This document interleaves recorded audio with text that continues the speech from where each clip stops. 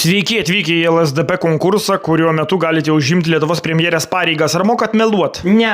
Labai gerai. Kas svarbiausia artėjant rinkimams? Daug pizdėlint. Nuostabu. Prieini sankryžą, į kairę suksi, apsimeluosi, į dešinę suksi, tapsi durnė. Ką renkies? Einu į kairę, apsimeluoju, po to suku į dešinę, tampu durnė, grįžtu į centrą, stoviu jame ir apsišipu. Absoliučiai nerealu. Vagis, melagiai, sukčiai, antivalstybiniai obliutkai, išgamos. Čia mūsų priešai?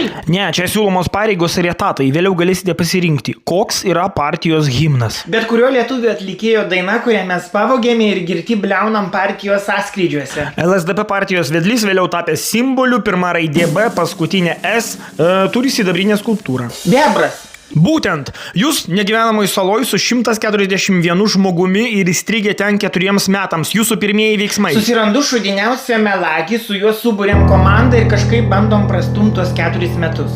Neįtikėtina. Ką reiškia santrumpa LSDP? LSDP. Lietuvos saugumas da pizdai. O jei būtumėt vyras? Lietuvos saugumas dėjau pimpi. Konservatoriai apsivogė, apsimelavę visuomenės degradai. Klausimas? Ne, priminimas. Gerai, važiuojam toliau. LSDP partijos simbolis. Rožė. Bybid rožė. Čia prikolas? Ne, devizas.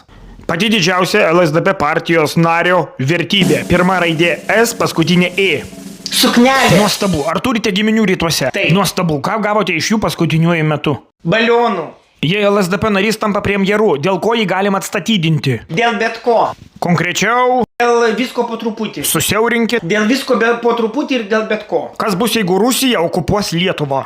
Bus lengviau lankyti giminės. Ačiū, jūs geriausia kandidatė. Sėkmės.